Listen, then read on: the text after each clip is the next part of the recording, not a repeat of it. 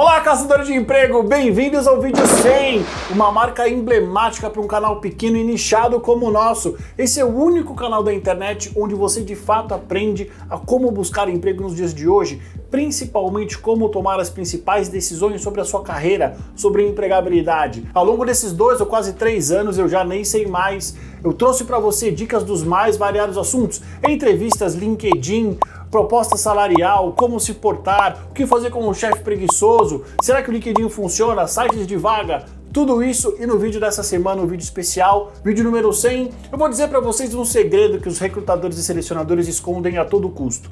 Você já se perguntou quais são os critérios de seleção quando a gente tem vários candidatos que se equivalem em termos de experiência, em termos de realizações, em termos de formações? Fica até o final desse vídeo que você vai saber a resposta que pode mudar o rumo do próximo processo seletivo que você vai participar.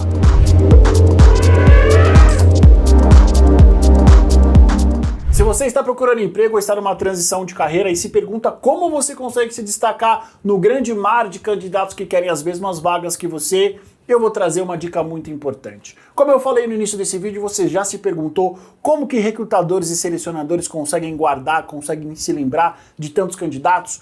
Como que eles conseguem, por exemplo, e como eles escolhem aqueles candidatos que vão passar para as próximas etapas, sendo que esses candidatos têm a mesma formação, têm a mesma capacidade de entrega, de realização, muitas vezes têm experiências parecidas. E aqui o que eu vou te dizer é um segredo que todo recrutador não revela. Por quê? Porque é um segredo subjetivo. E sabe qual é? Você precisa aprender a ser um candidato interessante.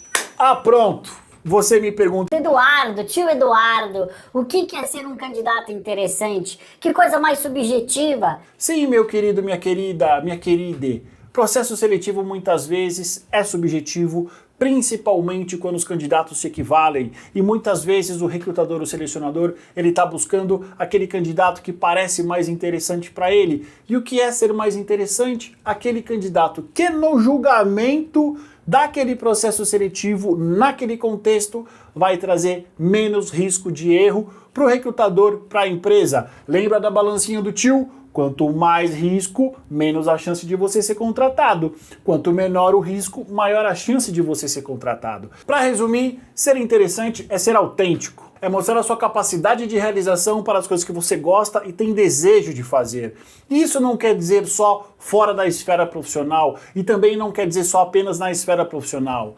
É a junção das duas coisas. É justamente você conseguir criar uma narrativa durante o processo seletivo que vá além das suas realizações profissionais, mas que também não seja só apenas contar da sua vida fora do trabalho. Muitas pessoas cometem os dois erros, nos dois extremos. Falam só de trabalho ou tentam, durante o processo seletivo e até durante as entrevistas, trazer coisas pessoais totalmente sem sentido.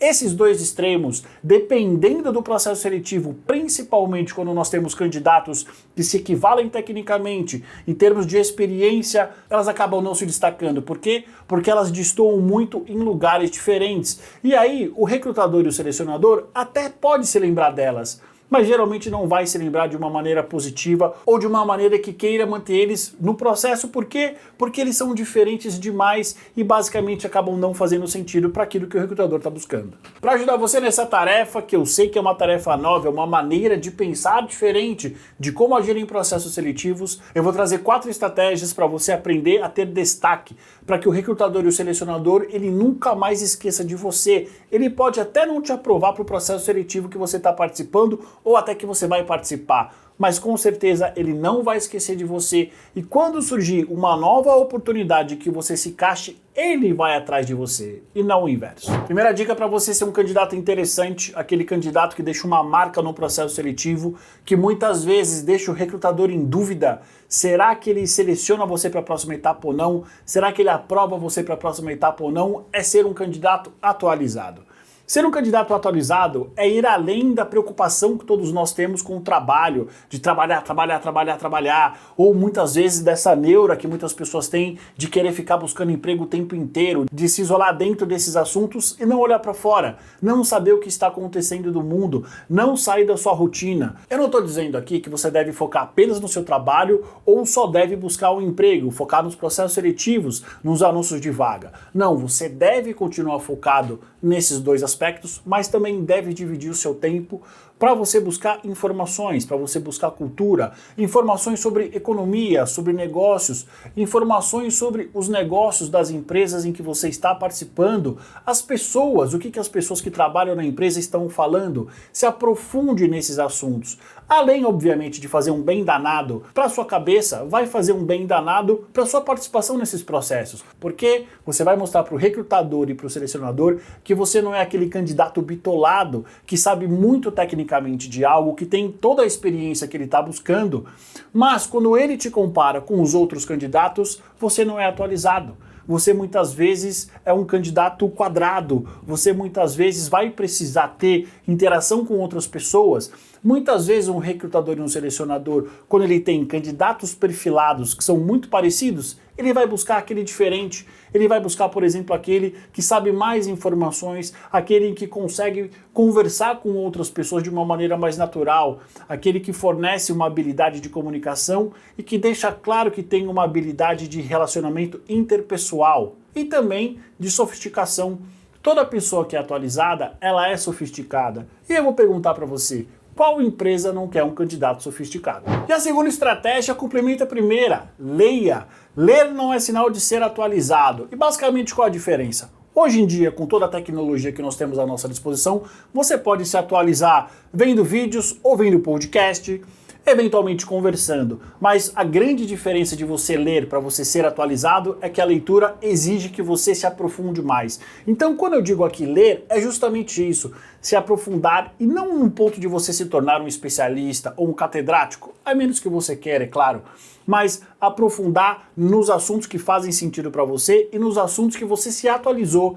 Por quê? Todo mundo quer conversar com alguém que sabe muito sobre algo e principalmente sabe muito sobre algo e é acessível. Muitas vezes não é um catedrático com linguagem diferente. Então a leitura, principalmente de livros, e aí pode ser um livro digital ou um livro físico, dá mais embasamento para você sobre assuntos variados, comportamento humano, economia, política, todos esses contextos que acabam cerceando, que acabam permeando, estando em volta da empresa e dos seus negócios.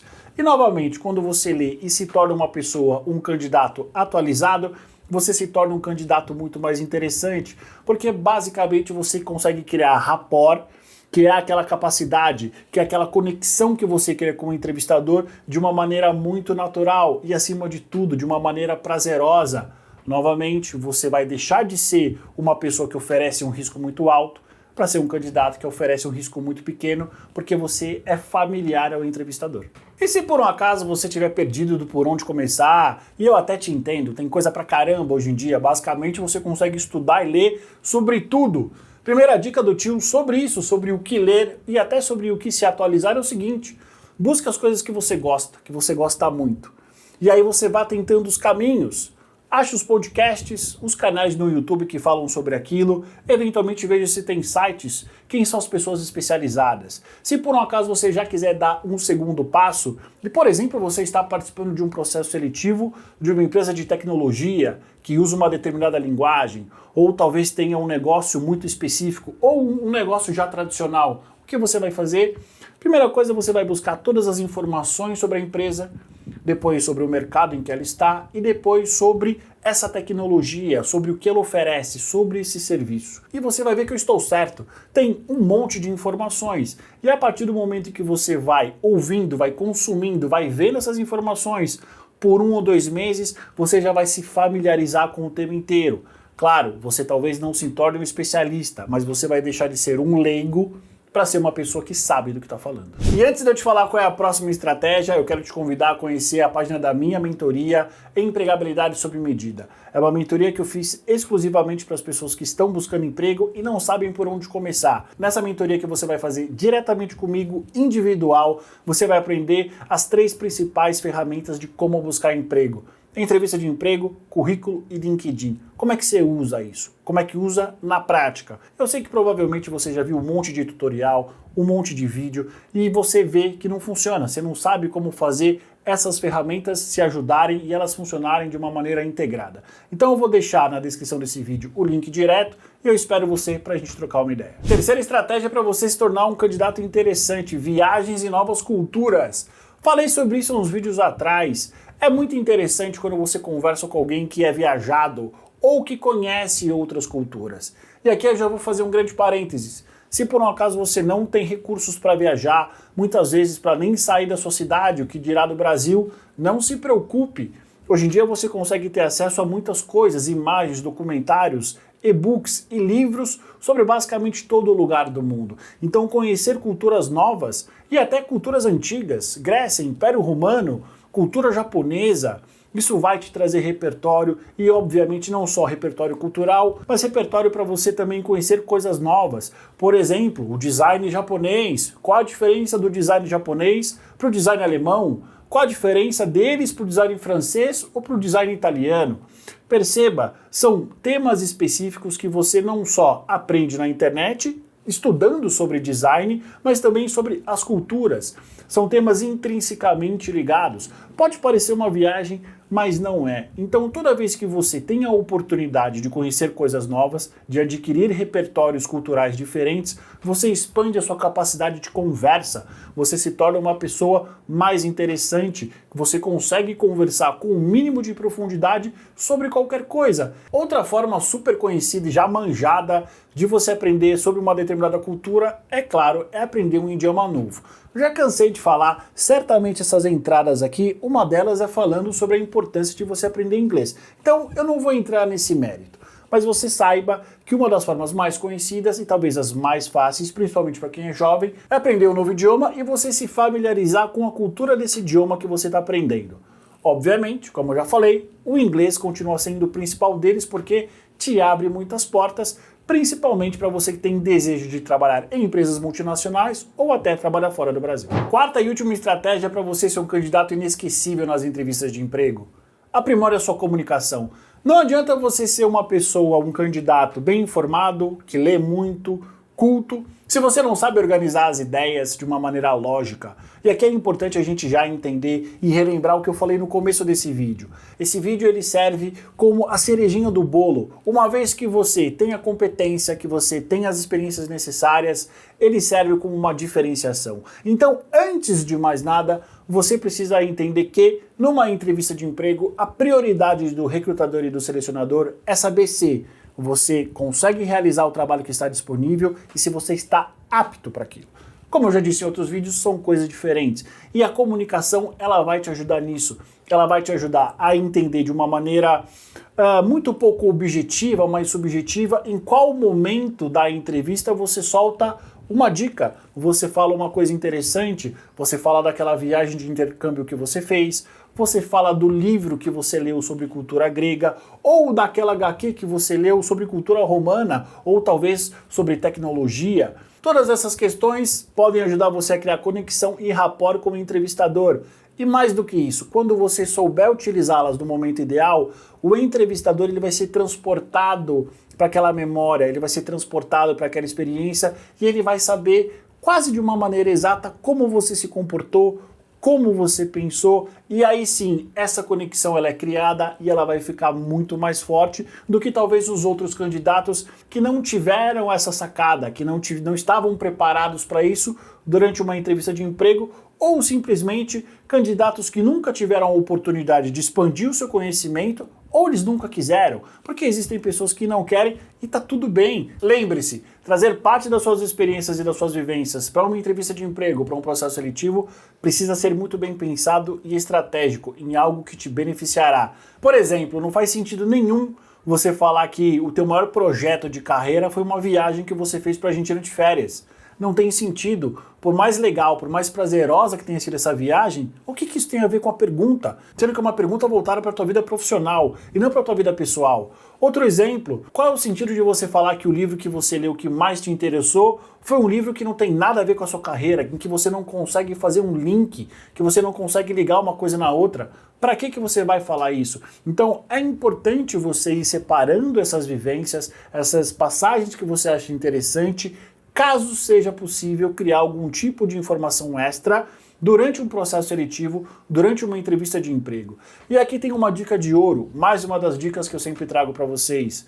É muito mais interessante, é muito mais proveitoso para você falar dessas experiências trazendo o que elas te trouxeram, quais aprendizados, Quais novas visões de mundo você teve que impactaram na sua maneira de trabalhar, na maneira de você liderar as pessoas, na maneira como você gere o seu tempo, na maneira como você se relaciona com as outras pessoas.